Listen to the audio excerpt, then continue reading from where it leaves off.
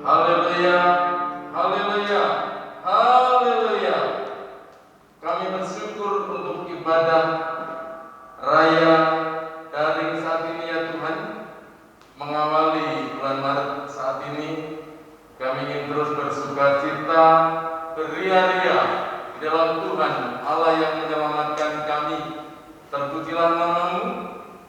Kalau kami sudah menaikkan pujian, sembah bakti kami, penyembahan kepada Tuhan yang dipandu oleh worship leader dan singer dan diiringi dengan alunan musik yang sangat merdu, sangat indah.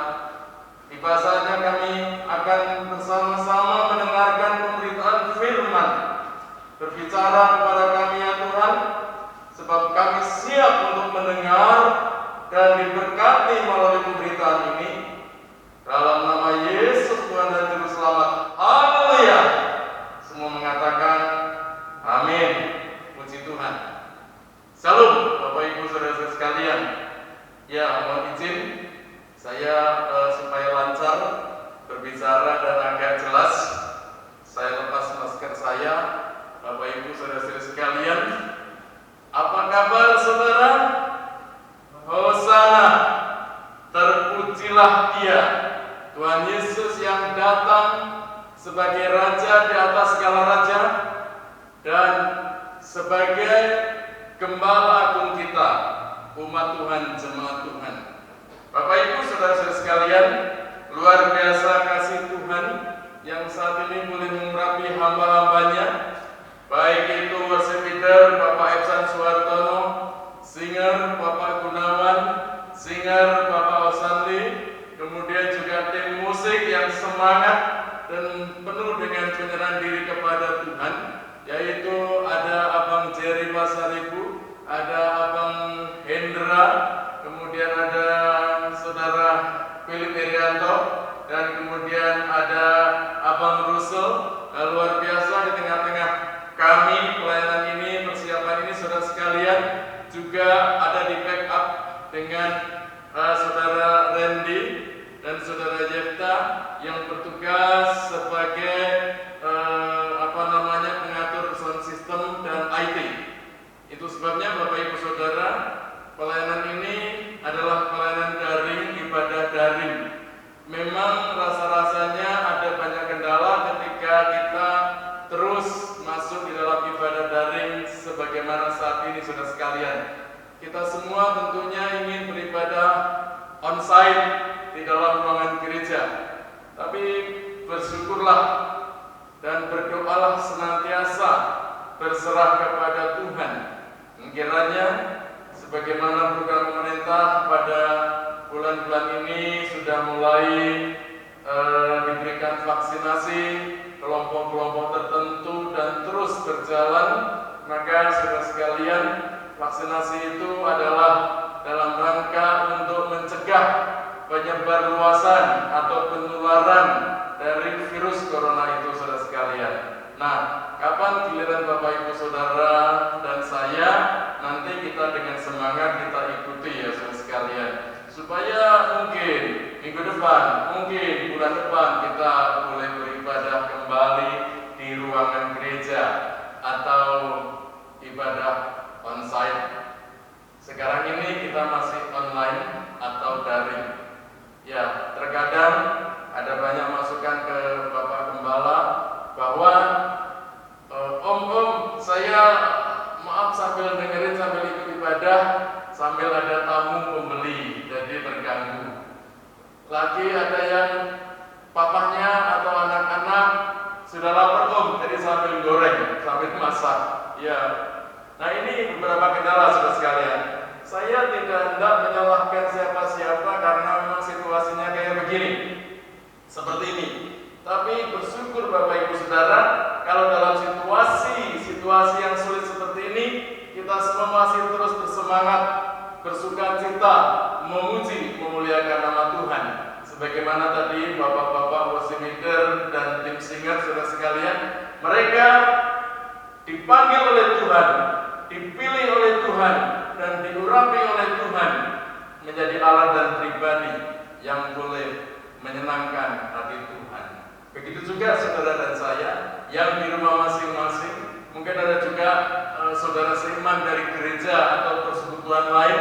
Dan puji Tuhan saudara sekalian, tidak apa kalau Bapak Ibu Saudara tidak sempat mengikuti ibadah daring kami online saat ini, hari Minggu tanggal 7 Maret pukul 9 pagi.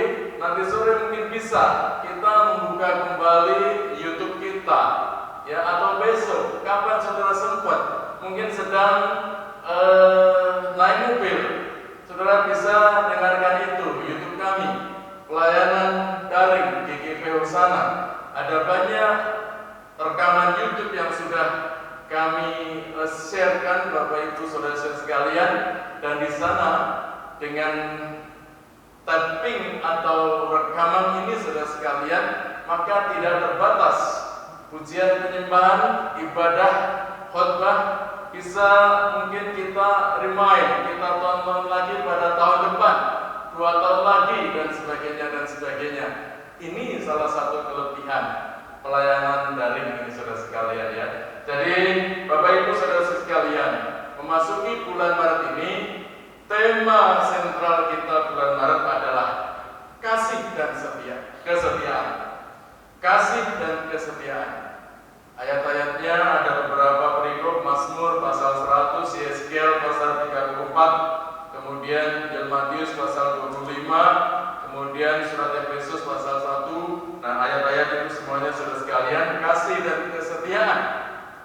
Ada 2 hal di sini yang perlu ditekankan kepada kita semua, kasih dan kesetiaan dari Tuhan, dan itu bersifat mutlak, itu bersifat tidak terpengaruh oleh kondisi, dan kasih dan kesetiaan Tuhan itu saudara sekalian, itu sepenuhnya diberikan kepada kita sampai Yesus Kristus itu mengorbankan dirinya di atas kayu salib, menjadi penebusan bagi kita semua, umat-umatnya yang penuh dengan dosa ini. Lalu bagaimana kita sebagai umat-umat Tuhan, jemaat Tuhan, jemaat GKP Hosana, kasih dan kesetiaan Tuhan yang sudah kita terima, tentunya kita harus membalas kasih itu. Sehingga saudara sekalian, ada kasih dan kesetiaan yang Tuhan berikan kepada umat-umatnya, dan kasih kita, kasih dan kesetiaan kita, umat-umat Tuhan kita berikan, lebih tepat kita persembahkan bagi Tuhan kita Yesus Kristus. Nah, tema atau subtema renungan saya saat ini saudara sekalian, dalam kasih dan kesetiaan itu, kita umat-umat Tuhan tidak bersikap mendua hati, tetapi kita terus belajar menerapkan kasih, mengenakan kasih dan kesetiaan itu kepada Tuhan. Tidak bersikap mendua hati. Ayat-ayat yang akan saya bacakan saudara sekalian, pertama surat Mazmur atau kitab Mazmur. Mazmur pasal 86 ayat yang ke-11. Saudara-saudara, Mazmur 86 ayat 11. Tunjukkanlah kepadaku jalan-Mu ya Tuhan, supaya aku hidup menurut kebenaran-Mu. Bulatkanlah hatiku untuk takut akan nama-Mu. Bulatkan hatiku untuk takut kepada Tuhan. Artinya apa saudara sekalian? Kita tidak setengah-setengah atau tidak bersikap mendua atau mendua hati, tetapi dengan kebenaran firman Tuhan yang kita dengar, kita pelajari, dan juga kita coba lakukan dalam kehidupan kita, maka kita berdoa kepada Tuhan, bulatkanlah hatiku untuk takut akan nama-Mu. Nah, puji Tuhan, Bapak Ibu saudara-saudara sekalian, perikop yang lebih panjang menambahkan ayat Mazmur 86 tadi saudara sekalian, yaitu saya akan membacakan lebih lanjut masih di dalam perjanjian lama. Hosea, kitab Hosea pasal 7 ayat 8 sampai ayat 12. Hosea pasal 7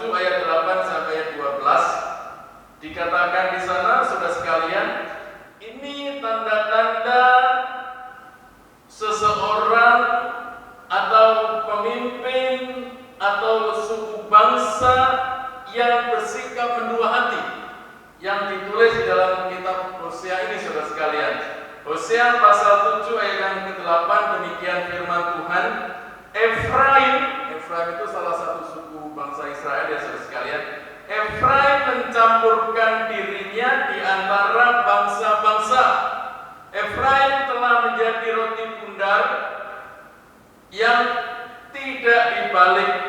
Ayat 9, orang-orang luar memakan habis kekuatannya, tetapi ia sendiri tidak mengetahuinya.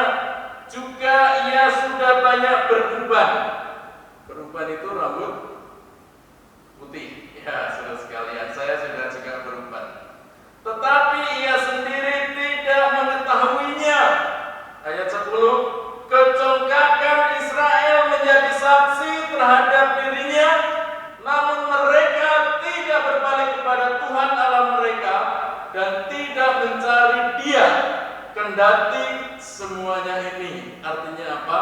Kendati Tuhan sudah memberikan semuanya, berkat-berkat kepada Israel, kepada secara khusus yaitu suku Efraim ini, saudara sekalian. Ayat yang 11, Efraim telah menjadi merpati tolol. Lalu apa ini dimaksud? Tidak berakal dengan memanggil kepada Mesir, dengan pergi kepada Asur. Apabila mereka pergi, aku akan membentangkan jaringku ke atas mereka. Ini kata Tuhan. Aku akan menurunkan mereka seperti burung-burung di udara. Aku akan menghajar mereka karena kejahatan-kejahatan mereka. Pada umur sekalian, saudara sekalian ya, ketidaksetiaan Israel, terutama akumulasinya yang terbesar terbanyak dari suku Efraim, saudara sekalian, membuat murka Tuhan. Sehingga firman Tuhan ya dengan jelas dan lugas, dengan tegas dan sangat menakutkan, menurut saya sangat menakutkan. Apabila mereka pergi, aku akan membentangkan jaringku atas mereka. Berarti terhalang jaring. Seperti burung kalau sedang terbang rame-rame, kumpulan kelompok begitu dijaring, maka akan ketangkap burung-burung itu. Aku akan menurunkan mereka seperti burung-burung di udara. Burung-burung yang sudah terjaring tadi atau kena jaring tadi, nggak bisa terbang lagi, berhenti, stop, kena stop. Aku akan menghajar mereka karena kejahatan-kejahatan mereka. Saudara sekalian, firman Tuhan ini kalau kita renungkan dengan baik, kita renungkan, saudara sekalian, tidak kita dengarkan sambil lalu atau membaca sambil lalu, maka begitu ngerinya kalau seseorang, kelompok umat atau satu suku bangsa yang tidak sungguh-sungguh di dalam Tuhan, tidak sungguh-sungguh percaya kepada Tuhan, tidak sungguh-sungguh mengandalkan Tuhan, tidak sungguh-sungguh beribadah berbakti, memuji dan memuliakan nama Tuhan, tetapi bersikap mendua hati, ingin meminta pertolongan Tuhan, berkat Tuhan, ingin ada mukjizat terjadi, Tuhan berikan, ingin Tuhan buka jalan, tetapi sementara kita meminta kepada Tuhan, ternyata kita tidak bertahan, kita tidak sanggup menunggu kapan Tuhan menjawab, padahal jawaban waktu dari Tuhan itu adalah waktu yang terbaik untuk kita. Lalu kita serta-merta mencari pertolongan kepada yang lain, kita berharap kepada yang lain. Dalam konteks ini, dalam kitab Hosea ini, bangsa Israel, terutama suku Efraim, itu lebih banyak selain meminta kepada Tuhan, juga meminta pertolongan kepada bangsa-bangsa lain di sekitarnya. Sebab itu firman Tuhan sebutkan mencap bangsa Israel, Efraim tadi, ayat 11, Efraim telah menjadi merpati tolol, tidak berakal. Nah loh, kalau umat Tuhan tidak berdoa, meminta, memohon kepada Tuhan, maka juga bisa disebut, diistilahkan sebagai seperti merpati tolol yang tidak berakal. Yaitu dengan cara apa? Mendua hati dengan memanggil kepada Mesir. Udah gitu nggak sabaran, Mesir belum juga memberikan pertolongan, lalu dengan pergi kepada Asur. Waduh, pergi ke sana, ke Mesir, ke Asur, minta pertolongan. Padahal sesungguhnya pertolongan kita yang utama, yang terbesar, yang adalah segala-galanya adalah dari Tuhan yang menciptakan langit dan bumi. Bapak Ibu Saudara sekalian, itu sebabnya kalau kita membaca baik kitab Mazmur maupun Hosea ini saudara sekalian, maka pada saat Nabi Hosea hidup, bangsa Israel kehidupannya masuk dalam kondisi kehidupan keagamaan, penyembahan kepada Tuhan, tetapi dalam pola sinkretisme. Apa maksudnya sinkretisme, saudara sekalian? Percaya menyembah kepada Tuhan, tetapi juga percaya memohon kepada yang lainnya. Itu sinkretisme, pencampur adukan kepercayaan. Hidup untuk menyembah berhala sekaligus tidak melepaskan Tuhan. Dia atau mereka juga menyembah Allah yang hidup dan yang benar.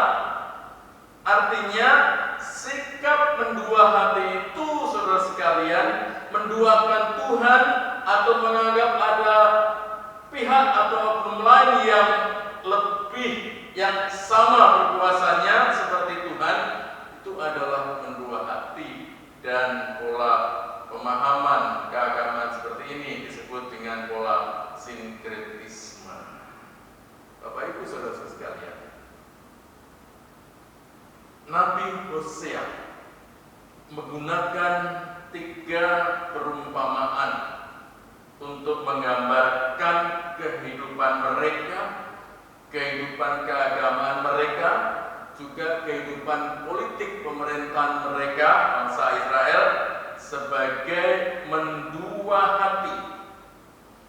Perumpamaan yang pertama adalah mereka seperti roti setengah matang, roti bundar yang tidak dibalik, ayat yang ke-8. Mereka bangsa Israel, khususnya Efraim, itu adalah seperti roti setengah matang. Saudara sekalian, kalau harusnya kan roti di Israel kan bundar begitu, harusnya masaknya dibolak-balik. Kalau sebaliknya saja, yang di atasnya masih mentah, siapa mau, siapa suka? Tentunya tidak ada yang suka. Orang tidak ada suka, apalagi Tuhan. Mereka seperti roti setengah matang, artinya mereka tidak akan diterima baik oleh manusia maupun oleh Tuhan. Kalau kehidupan sinkretisme mendua hati seperti itu, Tuhan juga tidak menyedengkan telinganya, jauh dari harapan mereka. Dan juga bangsa Mesir dan bangsa Asur pun demikian. Kamu ini mau meminta bantuanku atau Asur? Orang Asur pun berkata demikian, kamu ini mau minta bantuanku atau Mesir? Gagal semuanya, gagal. Oleh karena kehidupan mereka seperti roti setengah matang, tidak berguna, tidak ada yang mau. Saudara-saudara, bukankah kehidupan bangsa Israel sebagai umat pilihan Allah seharusnya dia adalah berkiblat atau dia adalah membela Allah dalam tanda kutip, dia memuji dan memuliakan nama Tuhan dan tidak mencari pertolongan kepada yang lain-lain. Tetapi mengapa bangsa Israel sebagai umat pilihan Allah justru juga berharap pada manusia, kepada bangsa-bangsa, kepada raja-raja? Ini gambaran daripada umat-umat Tuhan, saudara sekalian.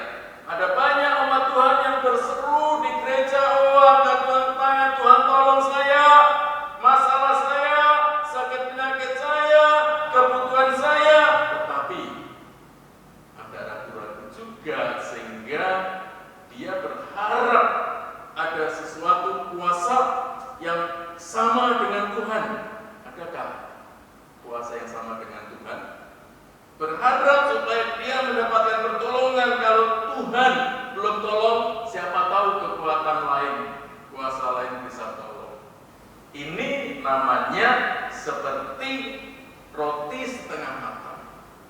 Ayo Bapak Ibu Saudara, kita bertanya sama diri kita sendiri masing-masing. Bapak-bapak, ibu-ibu, anak-anak, apakah aku seperti juga roti setengah matang yang disebutkan untuk menunjukkan bahwa Israel atau Efraim itu tidak sungguh-sungguh memohon, meminta, berdoa kepada Tuhan?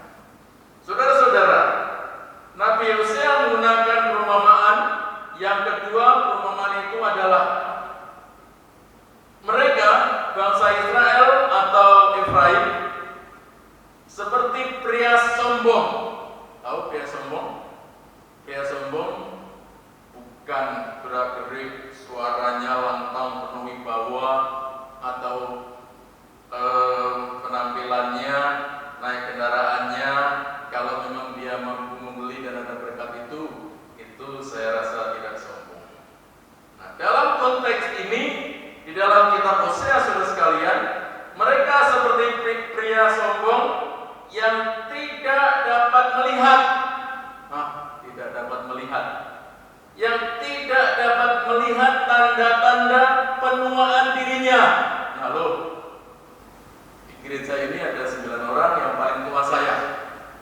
Saya selalu sadar, menyadari, aduh, tenaga saya sekarang nggak perlu lagi, rambut sudah ubana, sudah rontok juga, atu-atu rontok, sehingga seperti hutan yang ditebangin atu-atu, sehingga hampir gundul, ya seperti itu, sudah jarang rambut saya. Saya menyadari itu, saudara sekalian. Aku tidak seperti dulu lagi, yang rambutnya mantap, penampilannya mantap, tenaganya mantap, harus bisa melihat tanda-tanda penuaan dirinya, introspeksi. Artinya apa, saudara sekalian? Artinya mereka, bangsa Israel, Efraim itu tidak menyadari kemunduran rohani mereka, seolah-olah masih oke. Ini perumpamaan kedua, seperti pria sombong, saudara sekalian. Oleh karena kesombongan itulah, maka mereka tidak bisa membaca tanda-tanda zaman yang seharusnya zamannya itu ada regenerasi, zamannya mengajarkan generasi berikutnya yang lebih muda dari dia untuk memuji dan menyembah Tuhan, bukan membiarkan mereka generasi setelah dia suka-sukamu, tetapi mempersiapkan mereka karena menyadari bahwa mereka itu seperti pria yang tidak dapat melihat tanda-tanda penuaan dirinya dan mereka tidak menyadari kemunduran rohani mereka, sehingga terus maju saja. Padahal Alkitab katakan mereka rohaninya sudah mendua hati, meminta berdoa kepada Tuhan, tetapi juga berusaha ke kiri ke kanan, ke Mesir, ke Asur. Mengapa mereka membabi buta begitu berdoa meminta-minta? Bukankah ada Tuhan yang Maha Kuasa? pencipta langit dan bumi. Dalam kitab Mazmur pasal 23 juga dikatakan bahwa Tuhan adalah gembalaku, takkan kekurangan aku. Itu diserukan oleh Daud sepanjang masa, bahkan sampai kita sekarang ini kita bikin itu. Ia tak akan membiarkan aku berbaring. Dia menuntun aku untuk berjalan di rumput yang hijau, di air yang tenang. Itulah Tuhan, kebaikan Tuhan. Tapi mengapa Efraim, bangsa Israel, seperti pria sombong yang tidak dapat melihat tanda-tanda penuhan dirinya? Berikutnya bahwa Pak ini yang lebih tua, saya paling tua, saya lagi tua. Kita sadari ya bahwa kita mulai ada beban ya. Ini lucu tetapi ini perubahan lucu tapi menempelak saya juga, saudara sekalian. Salam saudara di rumah. Ya, yang ketiga, saudara sekalian, Hosea memberikan perumpamaan untuk menegur mereka bahwa kehidupan mereka adalah sinkretisme. Perumpamaan ketiga, mereka seperti merpati tolol. Tolol itu bahasa kami di sini daerah Ciputat itu blow on. Tolol. Mereka seperti merpati tolol yang terbang dari satu bangsa kafir kepada bangsa kafir lainnya dalam usaha yang sia-sia untuk mencari pertolongan. Padahal satu seruan mereka adalah pertolonganku ialah dari Tuhan yang menjadikan langit dan bumi. Tetapi seruan itu mengapa mereka ingkari dan mereka lari atau terbang dari satu bangsa kafir kepada bangsa kafir lainnya dalam usaha yang sia-sia untuk mencari pertolongan. Ya, saudara sekalian, saya mengungkapkan kafir ini tidaklah tak ikut-ikutan karena banyak YouTube yang mengkafir-kafirkan orang. Saya membandingkan di sini bahwa bangsa kafir itu bangsa yang tidak menyembah Tuhan.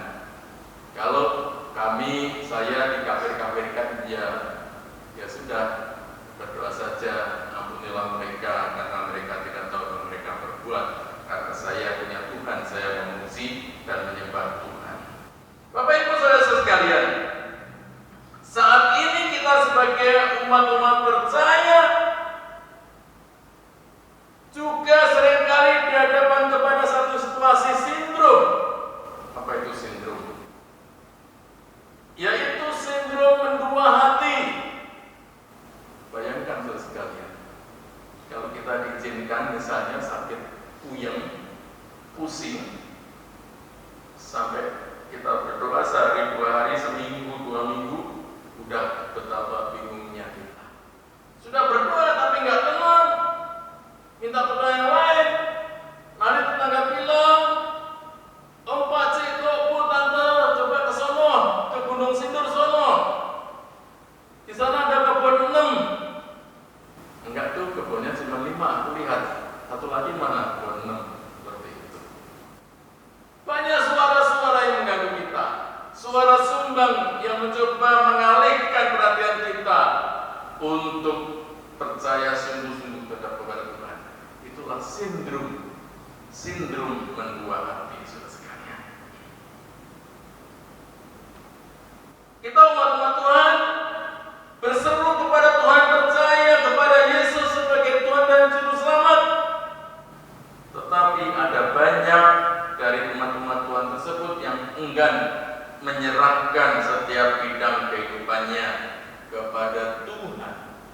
Coba bayangkan kalau anak kita sudah lulus saja, lulus SD, maka kita orang percaya diri sudah berdoa kepada Tuhan, masih saja nanya guru sana, guru sini, bisa enggak nitipkan anak saya masuk ke SMP ini, bisa enggak tolong satu saja, dan sebagainya dan sebagainya. Artinya apabila ada peluang dan peluang itu tidak sesuai dengan firman Tuhan, kemungkinan juga kita ikuti. Saudara-saudara, inilah sindrom kehidupan umat-umat percaya. Bapak Ibu saudara-saudara sekalian, kita pergi ke gereja tetapi tidak mau hidup sesuai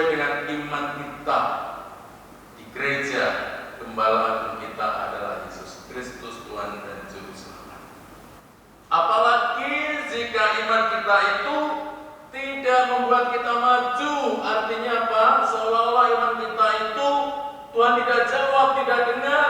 Seolah-olah iman kita itu kok jodoh jauh ya, nggak dapat jodoh ya. Seolah-olah iman kita itu aku udah pakai modal puluhan juta buat buka usaha tapi masih begini aja. Sudah berdoa, mana katanya Tuhan tolong, katanya Tuhan makasih. Saudara sekalian, hidup kita umat-umat Tuhan, anggota gereja, tidak menghidupi iman yang ada di dalam kehidupan kita. Saya katakan sebagai umat-umat Tuhan, kita harus menghidupi iman kita. Jangan mengingkari, jangan menoleh ke sana kemari, jangan terbang ke sana kemari, tetapi marilah kita menghidupi iman kita supaya iman kita itu tetap hidup dan bersandar kepada Tuhan. Bapak Ibu, saudara sekalian, kalau seperti bangsa Israel dan Efraim, ada umat-umat Tuhan, jemaat Tuhan yang hatinya mendua, ingat ada akibat yang serius, saudara sekalian, untuk orang-orang yang hatinya mendua, seolah-olah percaya Yesus tapi ingin minta percaya kepada pertolongan yang lain. Ada akibat serius. Akibat serius yang pertama, kita tidak membuat Allah senang dan tidak bisa menjadi saksi menarik orang-orang yang belum percaya kepada Yesus. Karena apa? Kita sendiri saja tidak percaya sungguh-sungguh kepada Yesus. Bagaimana kita bisa menjadi saksi dan kita terus berharap pada Tuhan dan Tuhan senang kepada kita. Akibat serius yang kedua, saudara sekalian, mungkin krisis terus terjadi. Mungkin masalah Tuhan izinkan terjadi supaya kita sadar akan kemunduran rohani kita yang sebenarnya. Dari dikatakan sebagai seorang pria yang sombong, sudah kekuatannya kurang, sudah banyak beban, dia masih seolah-olah dia percaya diri, dia mampu. Dan saudara sekalian, akibat serius yang ketiga, yang terakhir, kita menjalani kehidupan yang tidak pernah penuh. Karena Tuhan ingin memberkati kita apabila kita berserah sungguh-sungguh kepada Tuhan. Firman Allah katakan, berkat Tuhanlah yang menjadikan kita kaya, jerih lelah tidak menambahkannya. Artinya apa? Artinya dari Tuhanlah kita beroleh berkat itu sesungguhnya, bukan dari kemampuan, kepandaian atau usaha kita. Jadi Bapak Ibu Saudara sekalian, sekalipun kita selalu berusaha mencari kesenangan atau kebutuhan, tetapi jawaban yang pasti adalah dari Tuhan. Puji Tuhan. Kiranya Tuhan memberkati Bapak Ibu Saudara sekalian. Saat ini kita akan lanjutkan saudara sekalian dengan sakramen perjamuan kudus. Saya mengundang hamba-hamba Tuhan yang tadi bertugas sebagai waspada dan singer, yaitu Bapak Osan, Bapak Eksan, dan Bapak Gunawan. Kita akan bersama-sama melayangkan perjamuan kudus yang di gereja ini sudah ada di depan kami, saudara sekalian. Bapak Ibu Saudara bisa disiapkan. Mungkin saudara saat ini mengikuti ibadah ini memakai HP Android kita. Nah, kita taruh dulu, letakkan dalam posisi yang bisa berdiri, saudara sekalian. Atau misalnya agak sulit juga, yang penting panduan dari suara, panduan dari langkah-langkah dan gerak-gerik aktivitas kita di gereja ini memandu Bapak Ibu Saudara-saudari sekalian, sehingga kita bersama-sama ada dalam satu panduan ibadah, baik yang di gereja maupun di rumah kita masing-masing. Dan inilah yang disebut dengan ibadah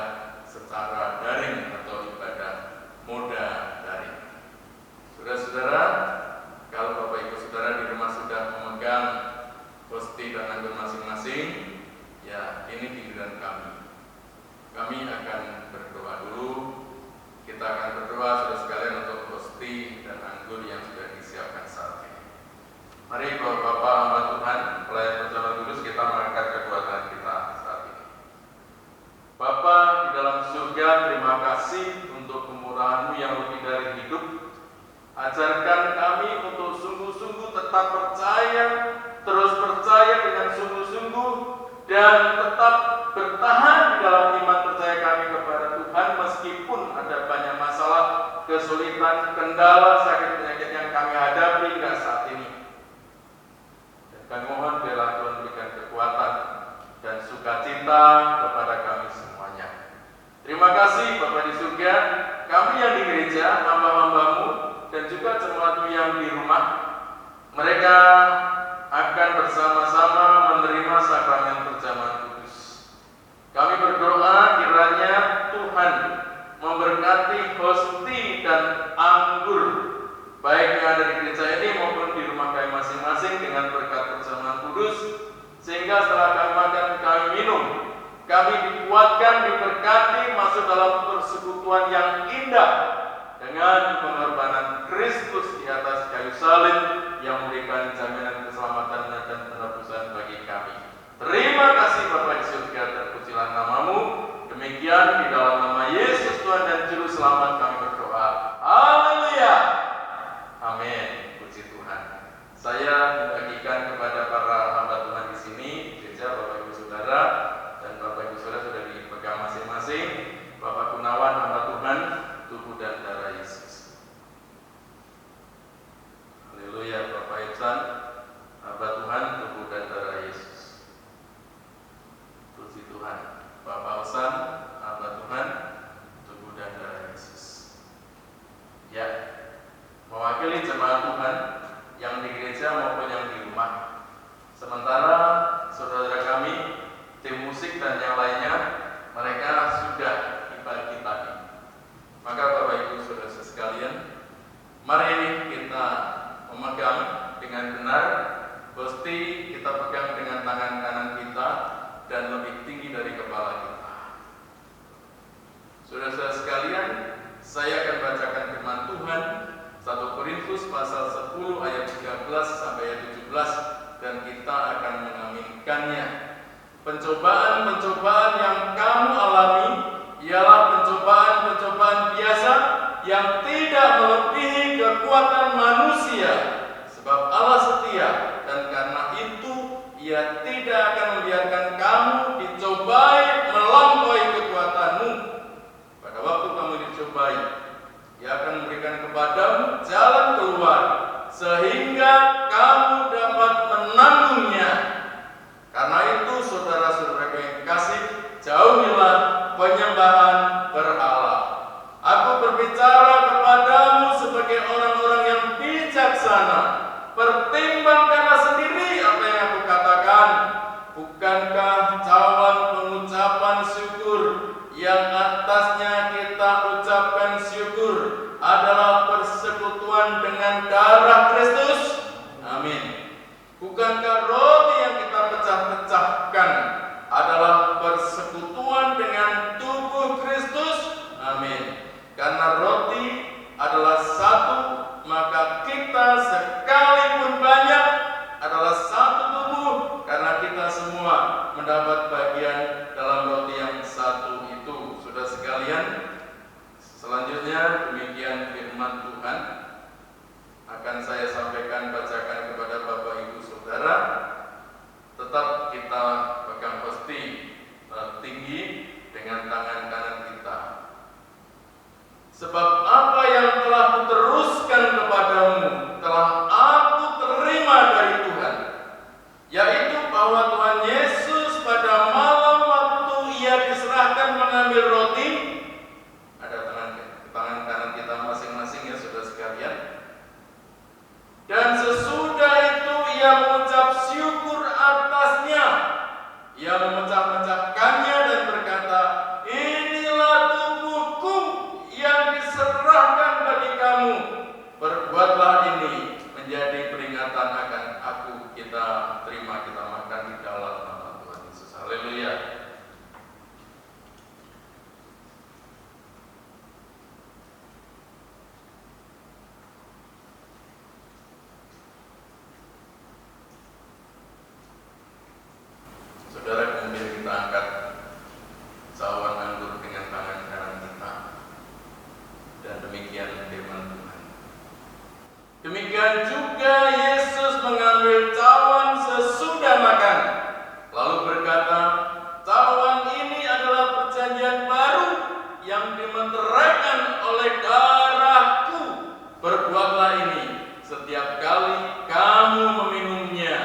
menjadi peringatan akan aku. Kita terima, kita minum dalam nama Tuhan Yesus Kristus. Haleluya. Para pelayan bersama kudus, setelah dirapikan, silakan bapak-bapak kembali ke tempat duduk bapak-bapak masing-masing. Bapak ibu saudara, saya akan berdoa dan saya akan mengakhiri dengan doa penutup dan doa berkat. Terima kasih Bapa di surga, terpujilah namamu. Kami sudah mendengarkan firman Tuhan. Kami sudah menerima sakramen perjamuan kudus yang berkati kami. Firman Tuhan yang disampaikan bersifat umum.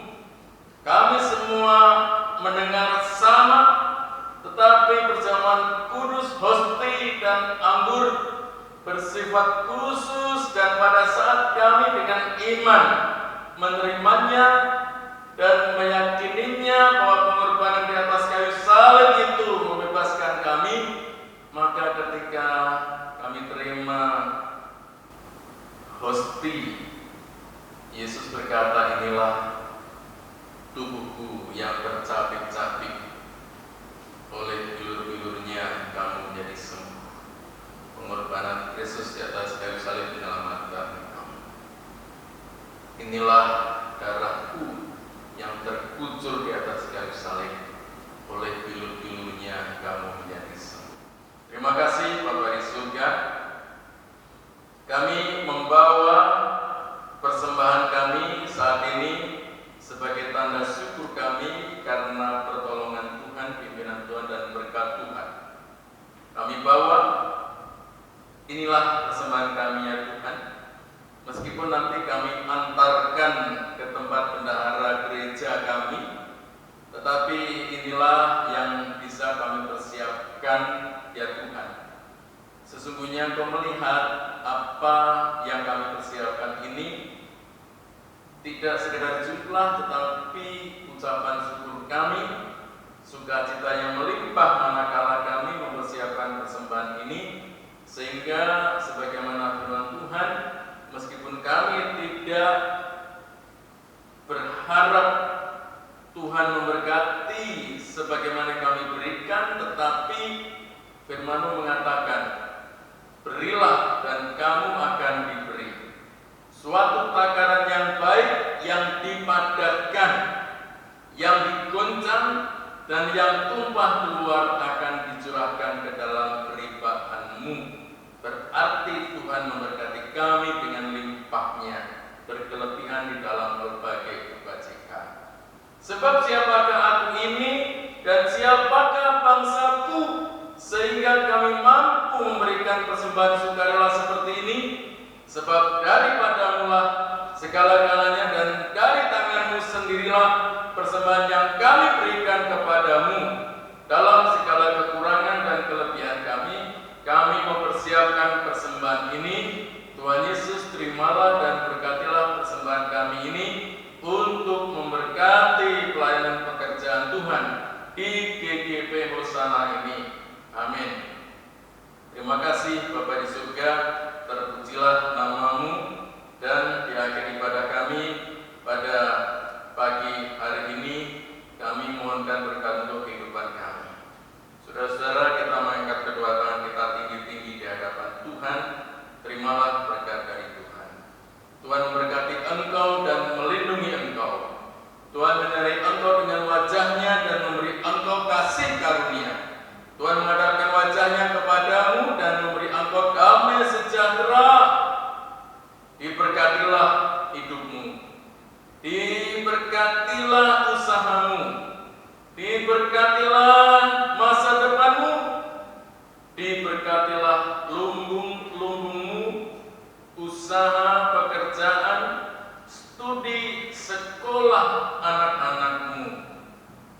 Diberkatilah semuanya, karena Tuhan menyediakan berkat yang limpah itu di dalam nama Tuhan Yesus Kristus yang telah menang atas maut dan yang sekarang duduk di sebelah kanan Allah Bapa yang Maha Kuasa, dalam nama Tuhan Yesus Kristus. Haleluya. Amin. Puji Tuhan. Tuhan Yesus memberkati saudara sekalian. Salam.